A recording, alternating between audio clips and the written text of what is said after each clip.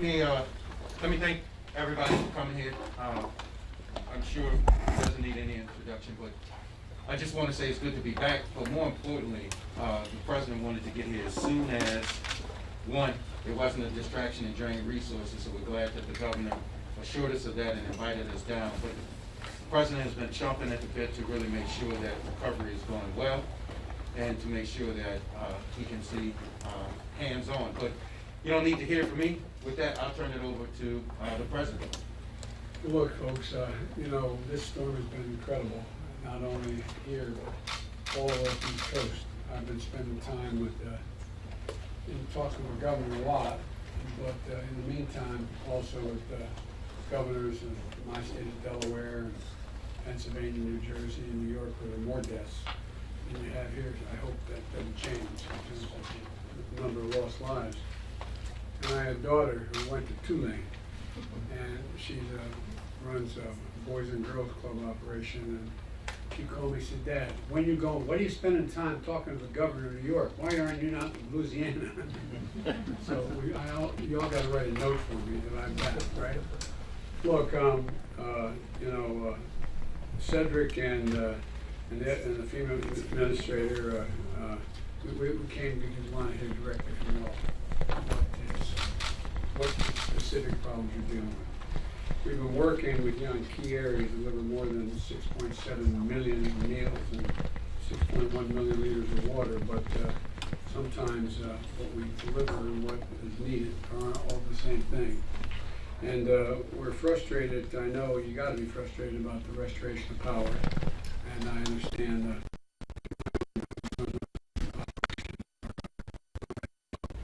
I think you got 25,000 here, or giving our life trying to get things going, and so we're working 24/7 with the energy companies. I think deployed even more federal resources, including hundreds of generators to restore power and Katrina. You know, it's dangerous work, as I said, and I want to thank those 25,000 linemen from 32 different states that have all responded in a big time. We're also working with the phone companies, so you can, you know, I think the worst thing in the world, having been there in a different circumstance, wanting to, you know, knowing things are terrible outside where you're standing and wondering how your son, daughter, mother, father, uncle, aunt, how they're doing, and not being able to get connected to them. And so we're moving as fast as we can to be able to provide access regardless who your provider was. If the provider's system went down, to be able to use any provider that's on, they just got to get online. So I hope that's picking up around the state as well. I'd like to hear more about that. We're moving as fast as we can to keep gas flowing at the pumps. I've authorized going into the Strategic Petroleum Reserve. But I know still, you know, there's work to do in this area, and we've instructed my team to have all hands on deck to make sure that happens. We have you know, and we're going to make this up, instead of us going to Exxon, going to get back out there, and we're going to be able to work that through. And to date, we've also provided $100 million in direct assistance directly to folks in Louisiana with that $500 going into their bank accounts so that they can deal immediately with emergencies. I'd love to hear from you if you've heard anything, feedback from your constituents about that at all, because sometimes it's just that what you need that moment, and it can make a difference. And we also know there's a heck of a lot more work to do, and that's why we're here today. And my message today is, I think what we're all seeing, and I'm getting the same response from my Republican friends here that are in the Congress. There's nothing political about this. It's just simply about saving lives and getting people back up and running. And we're in this together, and so we're not going to leave any community behind, rural, city, coastal, inland, and I promise we're going to have your back till this gets done. And so I'm mainly here to listen, to see what's on your mind, and be able to ask a few questions. And if they're really hard questions I can't answer, I'll turn to Cedric. As you probably know about me, I'll have an opinion. At any rate, so thank you. I'll turn it back to you, Cedric, and let's see what we can do here. Well, thank you, Mr. President. We'll turn it over to the governor who's leading the statewide recovery, Governor Evans. Thank you, Cedric, and welcome back home. Mr. President, we appreciate you being in Louisiana today, and thank you for accepting the invitation. And I want you to know that on Tuesday of this week, Administrator Crystal and I were in this very room because she had already come down, and it makes a difference to be on the ground, to meet with people, and to actually see the damage. So we appreciate you being here, and I appreciate the pre-landfall declaration you signed very quickly when I requested it, and then when I requested the major disaster declaration, you signed that as well. And doing things timely is really important. So we were able to assemble the largest urban rescue team in advance of landfall in the history of our country, and it was tremendously helpful. We had 1,300 people, including our own. But from, I think it was 19 different states that came in to be able to do that. And it's been a tremendously devastating storm. We're going to be a long time recovering. The initial part is about getting people's lives right side up, saving lives and that sort of thing. And then the recovery is going to be, it's going to go on for quite some time. And so we know that you're here with us today, but you're going to be with us for the long haul as well.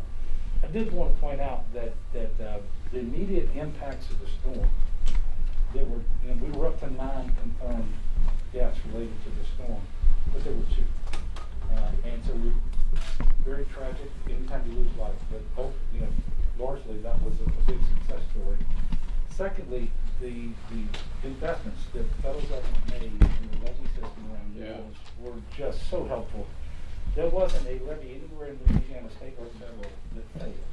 We had a few of the minor levees that overtopped, and if your home got water because of that, it's not minor, it's serious. But we're talking about very low numbers compared to what would have happened. So investing in infrastructure, in resiliency, and making sure that we do things better and smarter, it does pay off, because this would be a much more expensive storm to recover from had we not already made those investments. And so we welcome you, we thank you for being here. Can I say one thing, please? Well, hell, once you represent a district, you never stop representing it. You know what I mean? That's true. But, one of the things I hope you keep an eye on is, everybody keep an eye on, is that, I got kind of, not beat up, but I got criticized for my talking when I was running for office. We got to build back better. Things have changed so drastically in terms of the environment. We've already crossed certain thresholds. We can't build back a road, a highway, a bridge, or anything to what it was before. You've got to build back to what it is now, what's needed now. And I know the head of the energy companies understand this really well. We have a significant piece of legislation, both the infrastructure bill and a budget thing, a reconciliation bill, that calls for significant investment in being able to deal with what is about to come. In other words, for example, when you guys are putting back up those high tension wires again, and that's working, you're not going to put up the same exact system. You guys are going to have to build it better, and it's resiliency. And so I just want you all focusing on it, and as you take a look, and I'm going to presume to send you copies of this stuff, take a look and see if what we're suggesting makes enough sense to you. Not whether it's enough money or not, or too much. It doesn't make sense. Does it make sense? For example, coming in and seeing all the poles down. Well, when we build back better, we know if it's underground, it costs a hell of a lot more money, but guess what? It saves a hell of a lot more money long term. We know that the kind of stuff that goes across, even you saw the high tension stuff going down across the Mississippi, like it did once in the Delaware River, which is a hell of a lot wider than the Mississippi River. It's, and so we have to, it seems to me we can save a whole lot of money and a whole lot of pain for our constituents if when we build it back in a better way. and it will create, and I realize I'm selling as I'm talking too, but it'll create really significant good paying jobs, not $15 an hour jobs, but jobs at prevailing wage, and it generates economic growth. But I just hope we don't go about deciding, just like, and you and I talked a lot about it, the levy system and the one, the federal government, that's the only one I'm fully familiar with. I mean, that was a lot of money. But think how much money it saved, and how many lives it saved. So I hope you think about that. And so when you hear the word resiliency, I know the energy guys know this, it's about making the system from our transmission of energy straight through to the highways we're building and the bridges resilient to the change that we're seeing happening. I'm sorry, I won't interrupt like that again, but I just hope you take a look at it. And tell me if we need more or less too. That's what Well, thank you, Mr. President. I think with that, it's a great way to segue to our FEMA administrator, Deanne Criswell. Thank you, Cedric. Mr. President, Governor, so far, in addition to some of the numbers that you mentioned, we have about 1,200 responders from the federal family on the ground, and that doesn't include those that are back at our National Response Coordination Center as well as our Regional Response Coordination Center, representing 22 different federal government agencies. We have right now 197 ambulances that have been actively engaged in trying to help with managing your support for the healthcare system.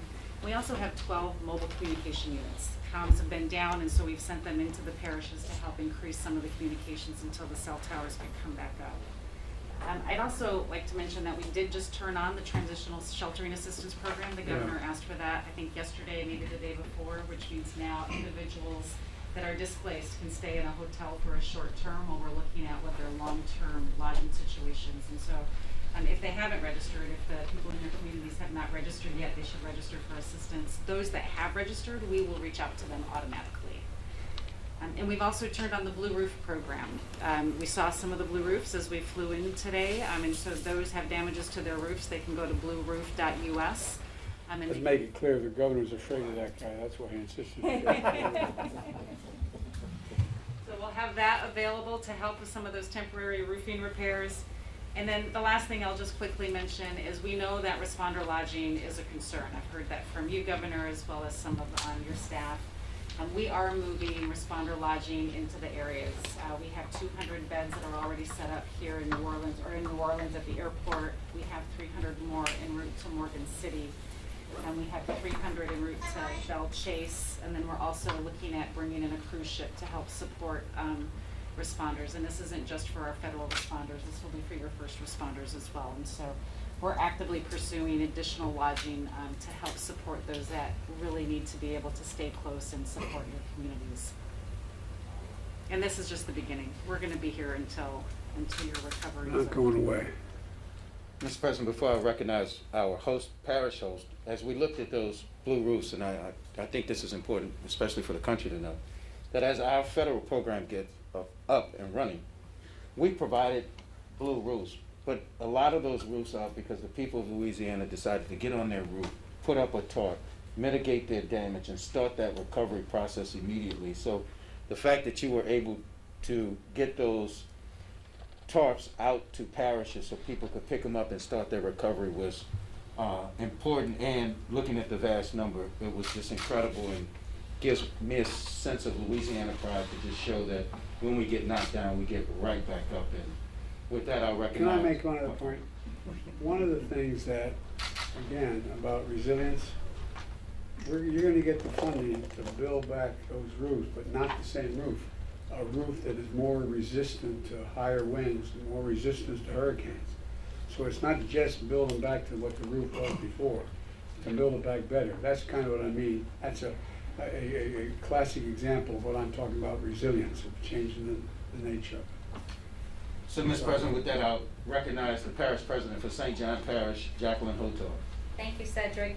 Mr. President, Governor, FEMA, and all of our partners, thank you for all of the hard work that was done in preparation for Hurricane Ida. And thank you for the response so far on the ground and for continuing to ramp up those efforts.